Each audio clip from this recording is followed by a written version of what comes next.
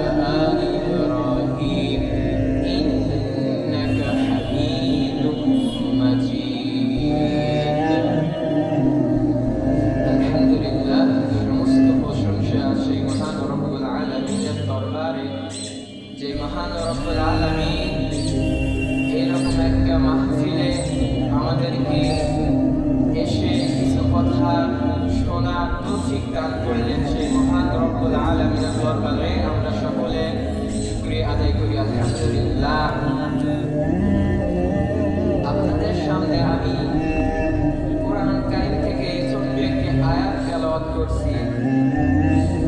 এই আয়াতের অর্থ আপনাদের সামনে অল্প কিছু কথা আমি তুলে ধরবো। ওয়া তাওফীক ইল্লা বিল্লাহ।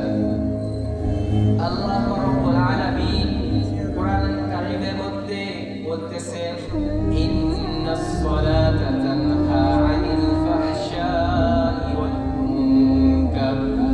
ইন্নাস সালাতা তানহা আনিল ফাহশাই ওয়াল মুনকার, নিশ্চয় নামাজ মানুষকে অশ্লীল বেহায়াপনা কাজ থেকে বিরত রাখে। আল্লাহ তাআলা কোরআনে বলতেছে যে নামাজ মানুষকে নিশ্চয় অশ্লীল বেহায়াপনা কাজ থেকে বিরত রাখে। কিন্তু আমরা সমাজে দেখি নামাজি নামাজ পড়ে আবার সুদও খায়, নামাজ পড়ে আবার যা দেখবেন মাঠে, যা দেখবেন আপনার সকলে অন্যের আল খেলে, নামাজে পড়ে এগুলো করে। তো আমাদের নামাজ পড়ি ঠিক আছে, কিন্তু আমরা নামাজ পড়ি কিন্তু অশ্লীলতা থেকে আমরা বাঁচতে পারি না। আল্লাহ তাআলা আমাদের কোরআনে বলতেছে ইন্নাস সালাতা তানহা আনিল ফাহশাই ওয়াল মুনকার, নিশ্চয় নামাজ অশ্লীল এবং বেহায়াপনা কাজ থেকে বিরত রাখে। কিন্তু এই নামাজ আমরা পড়ি ঠিক আছে, কিন্তু নামাজ পড়া দ্বারা আমাদের কোনো ফায়দা হয় না। আল্লাহ তাআলা বলতেছে নামাজ পড়ো ঠিক আছে, কিন্তু নামাজ পড়া দ্বারা আমাদের ফায়দা হবে। নামাজই 5 প্রকার। নামাজ কয় প্রকার? 5 প্রকার। এক নাম্বার হচ্ছে শাস্তিপ্রাপ্ত নামাজি। মাঝে মাঝে নামাজে যায়, যখন ইমাম সাহেব বলবে ফাযকুরুনি আযকুরুকুম ওয়াশকুরুনি ওয়ালা তাকফুরুন, দৌড়ে যায়, তখন যায় আর নিয়ত বাঁধবে। এই মাঝে মাঝে নামাজে যায়, আবার আপনার ধরে নেন ইমাম সাহেব যখন একটু কেরাত বড় করে, লম্বা করে, তখন কাশির আওয়াজ শুরু হয়ে যায়, এরকম শুরু হয়ে যায়। এইরকম নামাজি নামাজ পড়বে, সবই করবে, আবার আপনি দেখবেন সুদও খাবে, আপনার অপরের হালও ফেলবে। এরকম নামাজি হচ্ছে শাস্তিপ্রাপ্ত নামাজি। আর দ্বিতীয়ত হচ্ছে ধমকপ্রাপ্ত নামাজি। 5 ওয়াক্তই নামাজে যাবে, কিন্তু নামাজের মধ্যে মন থাকবে না, তার মনটা থাকবে বাহিরে। দোকানে ব্যবসায় লস হয়েছে, বাড়ির গরু আছে, এটা বিক্রি করতে হবে, ভাই ছোট ভাই আছে, ছোট ভাইকে বিয়ে দিতে হবে, এগুলো বিভিন্ন চিন্তা এই ধমকপ্রাপ্ত নামাজিতে এইরকম চিন্তা তার মধ্যে থাকবে। নামাজ যাবে আর বিভিন্ন চিন্তা তার মধ্যে চলে আসবে। আর দ্বিতীয়ত যে নামাজি, সেটা হচ্ছে আপনার ক্ষমাপ্রাপ্ত নামাজি। 5 ওয়াক্ত নামাজে যায়, এই 5 ওয়াক্ত নামাজে যায়, নামাজের নিয়ত ধরে, আবার শয়তান তার মনটা বাহিরে নেয়। তার আবার খেয়াল আসে যে না, আমি তো নামাজে আছি, আমার বাহিরে মন আসবে না, যে সে আবার মনটাকে ফিরিয়ে দেয়। এই যে শয়তানের সাথে তার একটা যুদ্ধ, শয়তানের সাথে একটা মোকাবেলা, এই মোকাবেলা দ্বারা তার আল্লাহ তাআলা সমস্ত গুনাহ মাফ করে দেবেন, সুবহানাল্লাহ। আর চতুর্থ যে নামাজি, এটা হচ্ছে সওয়াবপ্রাপ্ত নামাজি। সওয়াবপ্রাপ্ত নামাজি কোনটা? যখন সে নামাজে যায়, নামাজ ছাড়া কিছু সেই বোঝে না। নামাজের মধ্যে সে এক ধ্যানে নামাজ পড়ে। নামাজ যখন পড়ে, এই নামাজ দ্বারা আসমান থেকে তার উপর সওয়াব বর্ষিত হয়। আর 5 নাম্বার যেই নামাজ, এই নামাজ হচ্ছে লৈকট্যপ্রাপ্ত নামাজি। এই লৈকট্যপ্রাপ্ত নামাজি হচ্ছে যখন নামাজে যায়, নামাজের অর্থ, নামাজের যে বিষয়গুলো আছে সব বুঝে শুনে, সব আপনার সব বুঝে, সব আল্লাহর যেভাবে আর কি নামাজ পড়ার হুকুম, আল্লাহর সাথে কথা বলা, আল্লাহর সাথে ধ্যানে থাকে, এই নামাজই হচ্ছে নবীদের নামাজ। 5 নাম্বার যে নামাজ লৈকট্যপ্রাপ্ত নামাজ, এটা হচ্ছে নবীদের নামাজ। আর 4 নাম্বার যে নামাজ, এই নামাজটা হচ্ছে সওয়াবপ্রাপ্ত নামাজি। এই নামাজ হচ্ছে ওলিওয়ালাদের নামাজ। আর 3 নাম্বার যেটা আপনার নামাজ ক্ষমাপ্রাপ্ত নামাজি, এটা হচ্ছে সাহাবীদের এবং আমাদের নামাজ। নামাজে যাই, শয়তান আমাদের মনটা বাহিরে নেয়, আবার আমরা মনটা ফিরে নিয়ে আসি নামাজের দিকে, যে না, আমি নামাজে আছি, আমার মন বাহিরে যাবে না।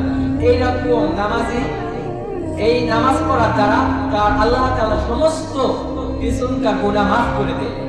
আর 2 নাম্বার যে নামাজ ক্ষমাপ্রাপ্ত নামাজি, 5 ওয়াক্তই নামাজে যায়, কিন্তু বাহিরে মন থাকে, ব্যবসা বাণিজ্য এগুলো চিন্তায় থাকে। নামাজে যায় ঠিক আছে, কিন্তু নামাজে মন থাকে না। এই নামাজ পড়া দ্বারা তার কোনো ফায়দা আসবে না। আর 1 নাম্বার যে নামাজি, এটা হচ্ছে মুনাফিকদের নামাজ। মাঝে মাঝে নামাজে যায়, নামাজে একটু কেরাত বড় হলে, একটু কিছু বড় হলে কাশির আওয়াজ, ইমাম সাহেবকে আর কি সতর্ক করে দেয় যে ইমাম সাহেব তাড়াতাড়ি নামাজ শেষ করেন।